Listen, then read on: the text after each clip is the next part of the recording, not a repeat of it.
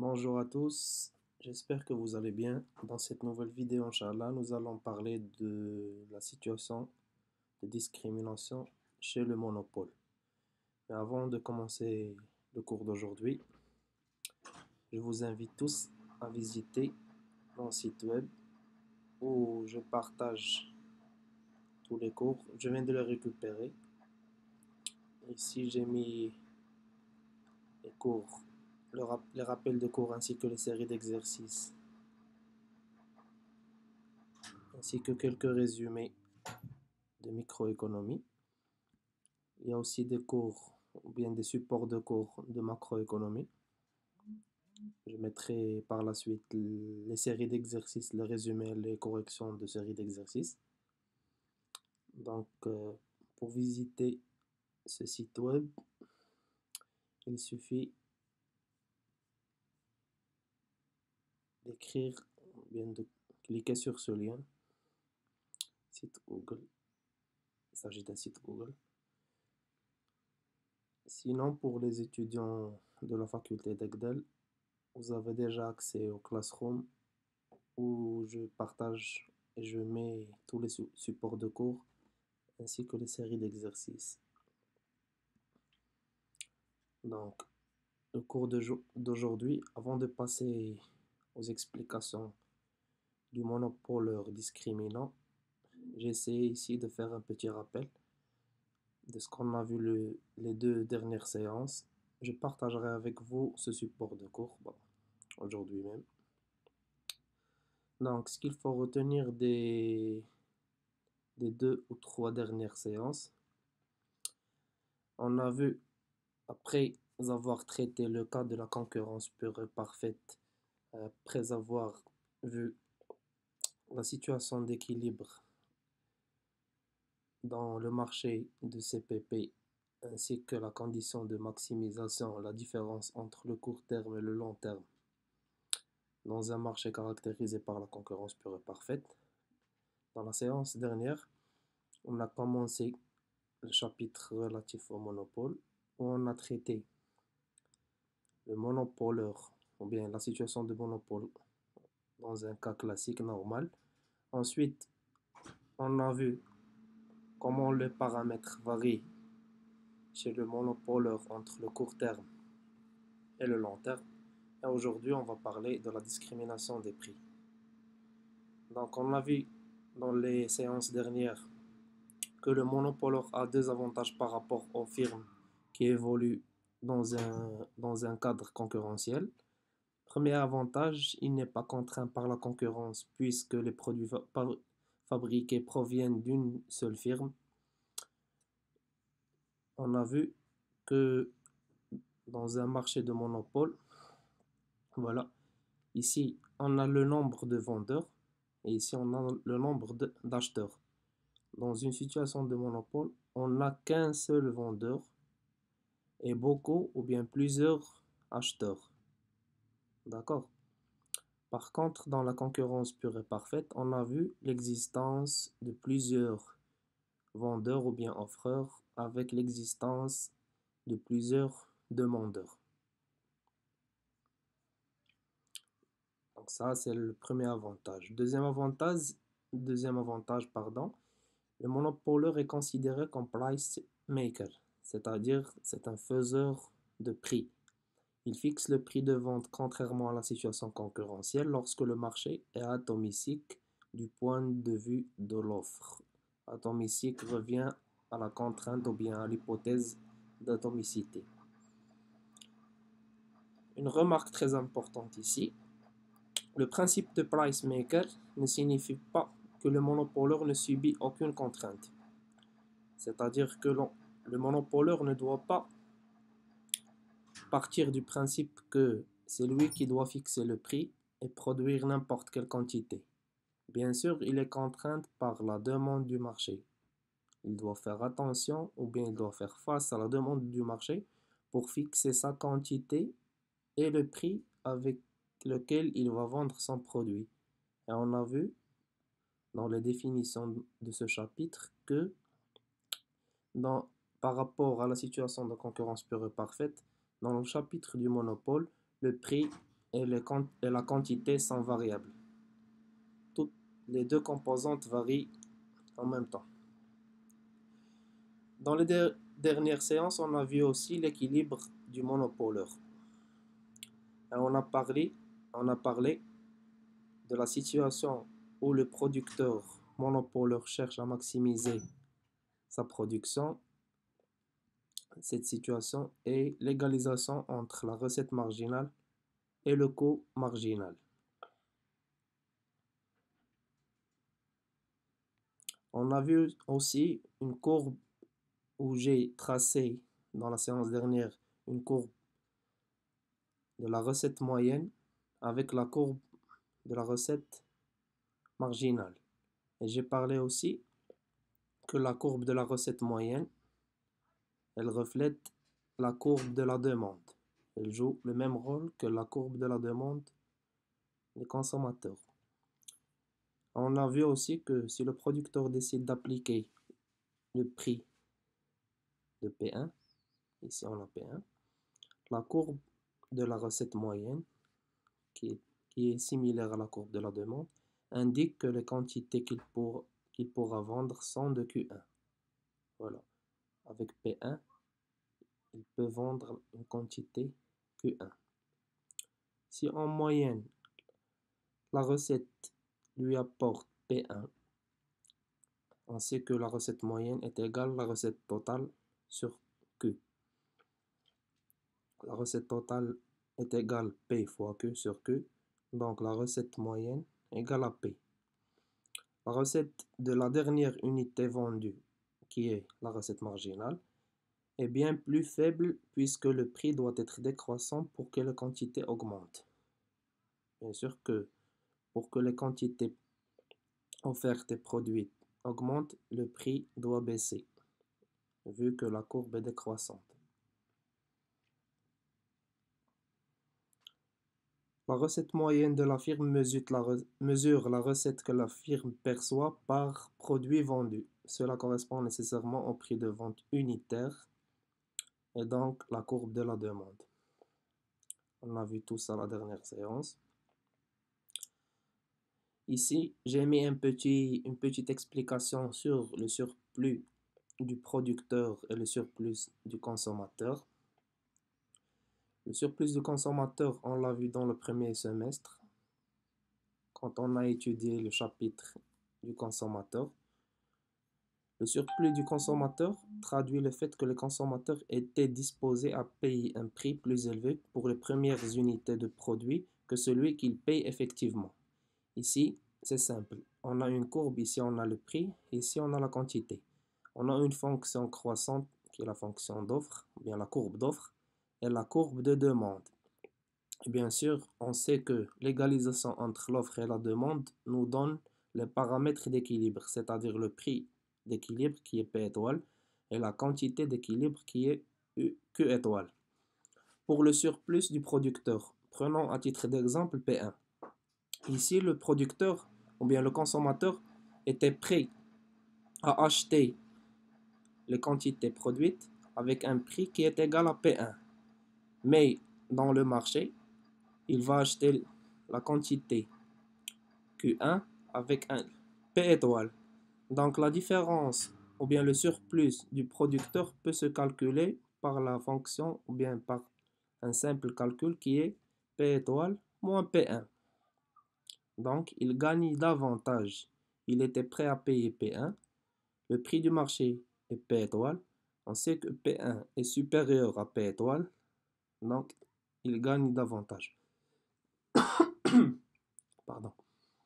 Pour le producteur, on inverse l'explication. Comme définition, j'ai mis ici que le surplus du producteur traduit le fait que le producteur était prêt à consentir des prix de vente plus faibles pour le premier produit que ceux qu'il consente effectivement. Les prix qu'il consente effectivement, c'est P étoile. Autrement dit, d'une façon plus simple, le surplus du producteur, c'est la différence entre le prix d'équilibre et le prix auquel le producteur est prêt à vendre son produit. Normalement, le prix d'équilibre, c'est P étoile. Supposons que le producteur était prêt à vendre son produit avec un prix qui est inférieur au prix d'équilibre. Donc la différence ou bien le surplus du producteur peut se calculer par P étoile moins P. Donc cette place-là, c'est le surplus du producteur. Celle-ci, c'est le surplus du consommateur. Ici, j'ai mis quelques explications que vous pouvez utiliser dans la préparation à l'examen. Ce qu'il faut retenir, c'est que l'équilibre du producteur ou bien l'équilibre du monopoleur en courte période est caractérisé par la double situation suivante. Le prix de marché est supérieur au coût marginal et se détermine en fonction du volume optimal d'output et de la fonction de demande de marché. La quantité produite est inférieure à ce qu'elle aurait été en situation de concurrence parfaite. Donc, l'objectif de cette séance, c'est d'étudier le monopoleur avec discrimination des prix. Et c'est la dernière section du cours du deuxième semestre de microéconomie. Donc, qu'est-ce que c'est que la discrimination ou bien qu'est-ce que c'est qu'un monopoleur discriminant? C'est le monopoleur qui est capable de fixer un prix différent à chaque consommateur ou bien un prix qui sera égal au consentement à payer de chacun d'entre eux. Plus simplement, une situation de discrimination signifie que le producteur fait payer deux consommateurs au plus des prix différents pour des produits similaires. Donc on prend un produit, n'importe quel produit, le producteur monopoleur, il, il, il fait la production de ce produit et il le vend dans deux ou plusieurs marchés. Lorsqu'on parle d'une situation de discrimination de prix, c'est-à-dire que ce monopoleur-là ou bien ce producteur-là, il vend son produit dans le premier marché avec un prix et dans le deuxième marché avec un autre prix, tout en parlant d'un produit identique. Donc ça, c'est une situation de discrimination de prix. La discrimination représente une situation où le producteur appartient à deux marchés, voilà, et dans chaque marché, il applique un prix différent. Donc les paramètres ou bien les fonctions de calcul qu'on a vues durant la dernière séance vont changer. Pourquoi? Parce que le producteur pratique deux prix différents. Donc, dans les situations qu'on a vues durant les dernières séances, on parlait du monopole sans discrimination des prix. Aujourd'hui, on va voir qu'est-ce qu'il va changer dans la situation de discrimination.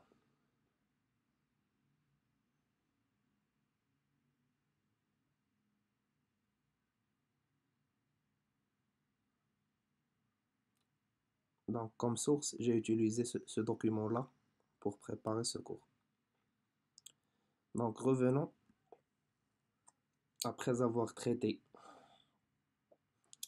la situation, après avoir vu théoriquement qu'est-ce que c'est qu'un monopoleur avec discrimination des prix, on va essayer de résoudre un exercice.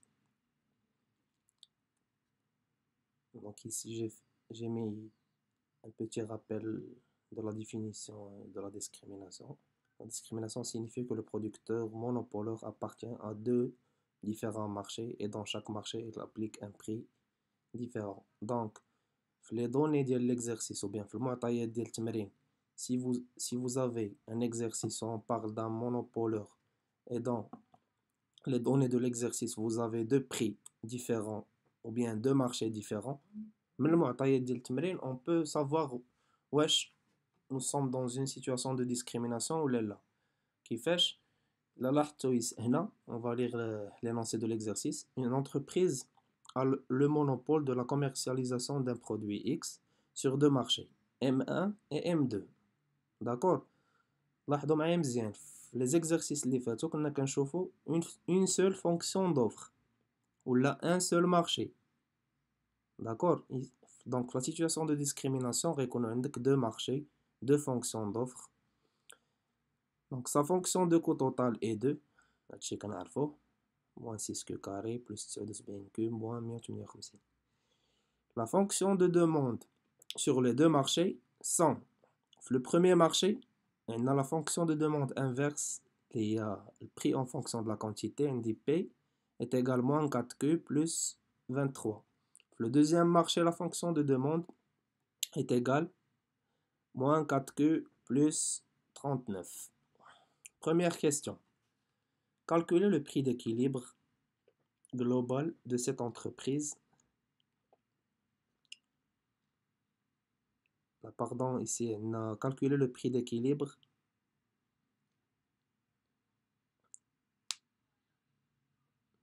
et déterminer la fonction d'offre globale de cette entreprise. Deuxième question, calculer le prix et la quantité d'équilibre sur chaque marché. Troisième et dernière question, calculer le profit de l'entreprise avec discrimination des prix et sans discrimination des prix.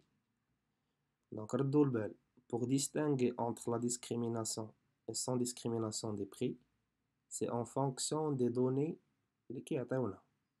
Ici, vous avez deux marchés. Et vous avez deux fonctions de demande. Donc, automatiquement, le producteur ici, il fabrique le produit X, mais il le vend sur deux marchés en pratiquant deux prix différents. Donc, on va voir ce qu'il va changer les calculs. Donc, pour répondre à la première question, on sait que dans le marché monopolistique, l'équilibre est atteint lorsque le coût marginal est égal à la recette marginale. Puisque nous avons deux marchés. L'offre globale est égale à l'offre des deux marchés. Donc, باش نجبدو QG اللي هي la quantité offerte globale, خصنا نجمعو la quantité offerte في le premier marché ou la quantité offerte في le deuxième marché. On sait que la fonction d'offre ou la fonction de demande تيتكتبو en fonction du prix. خصني نمشي نلقى Q بدلالة P. alors que في المعطيات ديال التمرين عاطيني P بدلالة Q. شنو تيخصني ندير؟ خصني نمشي نجبد Q من هاد لي دو فونكسيون. نجبد Q من لا بروميير فونكسيون و Q من لا دوزيام فونكسيون، غادي نجمعهم Q1 زائد Q2 غيعطيني l'offre globale. Donc عندي هنايا لا بروميير فونكسيون هي P moins 4Q1 plus 23. نمشي نجبد Q من هنايا، سي سامبل. دونك غادي تردو موان 4Q للجهة الأخرى وتردو P للجهة الأخرى تولي نيجاتيف، وغتجيكم غديو 4 للجهة الأخرى وتقسمو كلشي على 4، غتجيك 23 sur 4 moins 1 sur 4P. Et la même chose, même calcul pour la deuxième fonction. Donc, لقينا Q1 لقينا Q2 بغينا نجبدو la fonction d'offre globale. Automatiquement كيخصني نمشي نجمع هاد لي دو فونكسيون دوفر ديال المارشي الأول والمارشي الثاني. حطيت Q1 plus Q2 عوضت Q1 عوضت Q2 جمعتهم لقيت 62 sur 4 moins 2 sur 4P. باش نجبد لو بري، باش نجبد لا فونكسيون ديال البري، يعني بي بدلالة كو. علاش بغيت نجبد بي بدلالة كو في نظركم؟ باش ملي نمشي نرومبلاسي في الريفوني توتال يخصني البري، خصنا لا فونكسيون ديال البري. دونك شنو كندير؟ هادشي شفنا في لا ديرنيير سيونس كيفاش كنديتيرمينيو لا كونتيتي والبري عند المونوبولور. كيخصني نرومبلاسي البري في لا فونكسيون ديال الريفوني توتال. دونك باش نجبد بي من هنا سي سامبل بحال اللي درنا هنايا نعاودو نديرو هنايا نفس العمليه. دونك اوتوماتيكمون شنو غيجي لي؟ عندي Q est égal 62 على 4 moins 2 sur 4. بغيت نخرج P غندي moins 2 sur 4 P للجهة الأخرى غتولي ليا 2 sur 4 P، وغنجيب هاد Q للجهة الأخرى تولي ليا moins Q G. غتبقى ليا P هنايا وغندي 2 على 4 للجهة الأخرى. شنو غيجيني؟ غتجيني moins 1 sur 2 sur 4 que plus 62 sur 4 fois المقلوب اللي هو fois 4 sur 2. ديروا الكالكول ديالكم غتعطيكم moins 2 que plus 31. هنا سي سامبل حيت غتجيك moins 1 sur 2 sur 4 غطلع 4 الفوق هي moins 4 sur 2 هي moins 2 que. D'accord, on a la fonction de prix. On sait que l'équilibre est atteint lorsque recette marginale est égale coût marginal. هاد les calculs كاملين علاش درناهم كيخصنا la fonction de recette marginale. La séance dernière شفنا الطريقة كيفاش نجبدو la fonction de recette marginale اللي حنا عارفين ان la recette marginale هي الديريفي ديال الغوسيت توتال. دونك غنمشيو نقلبو على الغوسيت توتال. recette totale est égale P fois Q. لا فونكسيون د البري لقيناها وكنخليو لا كونتيتي كنعوضوهاش مجهوله. غندخل كيو على هاد لا فونكسيون هادي غتعطيني موان 2 كيو كاري بلس 31 كيو. دونك لقيت الغوسيت توتال. دابا نمشي نجبد الغوسيت مارجينال غندير الديريفي للغوسيت توتال. الا ديريفيت هاد لا فونكسيون هادي غتهبط جوج لهنا تجيني موان 4 كيو بلس 31 كيو. الديريفي ديالها مشات كيو بقات 31. ها هي. Le coût marginal, c'est simple. Le coût marginal, تعلمناه déjà من الشابيتر الاولاني ديال concurrence pure et parfaite وحنا كنحسبو الكو مارجينال. دونك الكو مارجينال هو الديريفي د الكو توتال. عندي الكو توتال هو هذا. دونك غادي دير الديريفي غتجيك غتهبط جوج موان 12 كيو بلس 79. ها هي موان 12 كيو بلس 79. لقيت الغوسيت مارجينال ولقيت الكو مارجينال. دونك غندير اون ايغاليزاسيون ما بيناتهم بجوج. غتعطيني موان 4 كيو بلس 31 est égal موان 12 كيو بلس 79. نجمع لي كيو في جهة وحدة ونخرج كيو غتعطيني كيو هي 6. دابا كيخصني البري. باش نجبد البري غنعوض هاد لا كونتيتي في لا فونكسيون ديال البري اللي ديجا لقيتها هي غتعطيني 19. هنا ساليت لا ريبونس ديال الكيستيون الاولى اللي كانت عطينا خصنا نلقاو البري لا كونتيتي d'équilibre عند l'entreprise. Deuxième question. Calculer le prix et la quantité d'équilibre sur chaque marché. هنا غنخدمو بكل فونكسيون بوحديتها. يعني في لا كيسيون الاولى كان كيخصني لوفر جلوبال. داكشي علاش جمعنا لي دو فونكسيون دوفر في لي دو مارشي. دابا هنا في السؤال الثاني قالك خدمو في كل مارشي بوحديته. دونك سي سامبل. عندي في لو بروميير مارشي بيان سور لا فونكسيون ديال الكو مارجينال راه ما غتبدلش في لي دو مارشي. كو مارجينال هنا هو الكو مارجينال هنا هو الكو مارجينال في لي دو مارشي ولا في لا فونكسيون دوفر جلوبال. دونك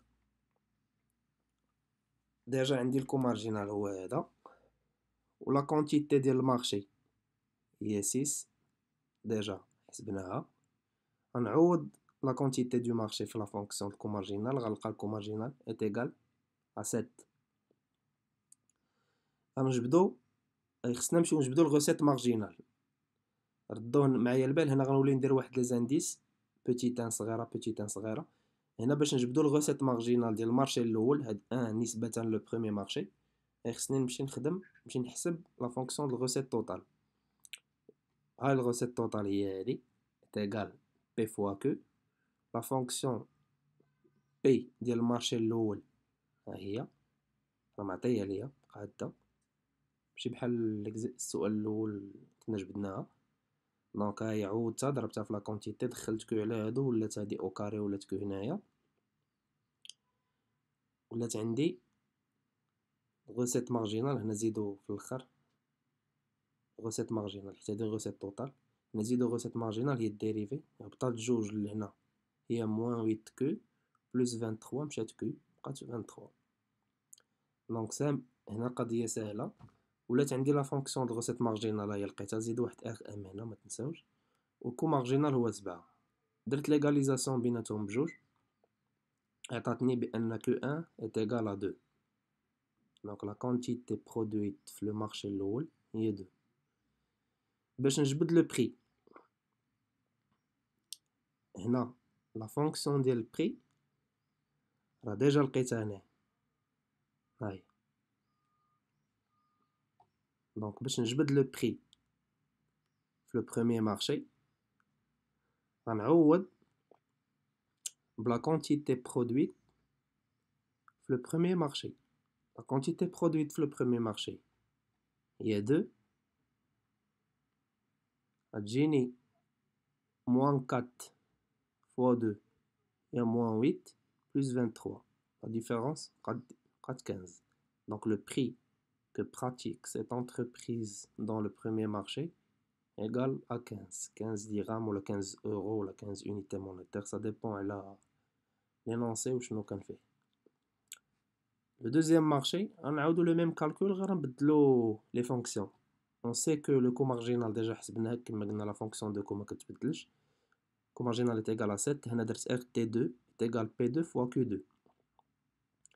Donc مشيت رامبلاسيت بنفس الطريقة حصلت على الغوسيت توتال هي درت لها الديريفي بقات ليا موان 8 Q plus 39 égalisé la fonction de recette marginale مع coût marginal. حنا كنعرفو que l'égalisation la fonction principale في le chapitre du monopole, que ça soit la condition d'équilibre, c'est-à-dire les paramètres qui maximisent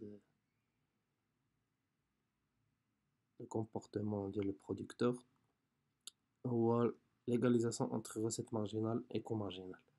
Donc coût marginal est égal à 7, recette marginale on vient de la trouver. Du coup on a trouvé que la quantité produite dans le deuxième marché est égale à 4 unités de produits.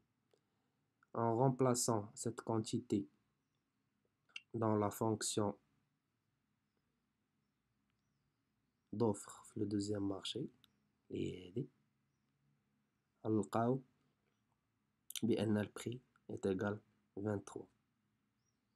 Donc إلا لاحظتو اللي مشينا حسبنا لقينا que هاد le monopole هذا كيبيع le même produit, il vend le même produit sur les deux marchés avec des prix différents et des quantités différentes. Lorsqu'on parle de discrimination des prix, c'est par rapport au prix et non par rapport à la quantité. On a vu ça dans la partie des définitions. D'accord. Donc ici, troisième question et dernière question. Calculer le profit de l'entreprise avec et sans discrimination. ردوا معايا البال هنا فين كاين الفرق ما بين داكشي اللي شفنا في لي سيونس ديرنيير وهادشي اللي غنشوفو اليوم. غنمشي نحسب sans discrimination des prix, le cas normal ما كاينش مشكل. شنو كناخدو l'équilibre global. L'équilibre global هو اللي حصلنا عليه في la première question.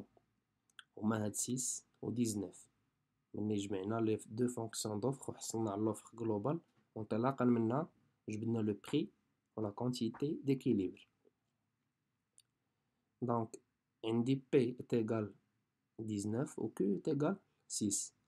وكما كنعرفو par définition le profit هو الفرق ما بين داكشي اللي دخلنا وداكشي اللي خسرنا, c'est-à-dire la différence entre la recette totale et le coût total. Et bien sûr, recette totale est égale Q fois P, prix fois la quantité, donc 19 fois 6. Coût total, غنمشيو la fonction de coût total اللي عندنا في l'énoncé هنايا, et je vais remplacer par هاد la quantité. D'accord, اللي هي 6. لقينا 114 moins 100, donc le profit est égal 14. Donc la situation normale, l'entreprise réalise un profit de 14 en produisant 6 unités de produits et en la vendant avec un prix qui est égal à 19 unités monétaires. Nous avons le cas de la discrimination des prix. Et là, on prend le prix et la quantité de chaque marché. C'est-à-dire la différence اللي كتزيد. وردوا البال مزيان باش تعقل عليها ديما. عارف راسك عندك دو recettes totales. يعني غندير grand RT est égal RT1 plus RT2. le profit est donc le cas de la discrimination des prix est égal RT1 plus RT2 moins qu'au total. RT1, je vais utiliser le prix ou la quantité le premier marché M1 est égal à 30. RT2 ou le prix ou la quantité le deuxième marché 23 fois 4. Bien sûr, moins le coût total qui est égal à 100. Déjà, donc ce n'est pas la peine de le calcul. Le profit, le cas de discrimination des prix, est égal à 2. Donc, lorsque le monopoleur vend son produit dans deux marchés en pratiquant des prix différents, il réalise un profit de 22 unités monétaires. Donc, quelle est la conclusion qu'on peut tirer de ces résultats? On remarque que le prix ou bien le profit avec discrimination de prix est supérieur au profit sans discrimination des prix. Donc 22 est supérieur à 14. Cela indique qu'en situation de discrimination des prix, l'entreprise réalise plus de profit. Donc, le cas où l'entreprise pratique de prix différents de marché en vendant le même produit, elle réalise plus de profit. Et là, le cas normal, sans discrimination des prix. Et donc voilà la partie ou bien la section relative au cas de la discrimination des prix. Donc je vais partager avec vous ce document-là. Dans les prochaines vidéos, on va essayer de voir, ou bien je vais essayer de choisir les deux séries que j'ai partagées avec vous. Et j'espère que vous avez déjà fait la correction. Je vais partager avec vous la correction de quelques exercices tirés de la première série et de la deuxième série. Donc je vais choisir un échantillon d'exercices, la première et la deuxième, et je vais partager avec vous la correction avant de passer à la correction d'examen type. Bon courage. À la prochaine séance.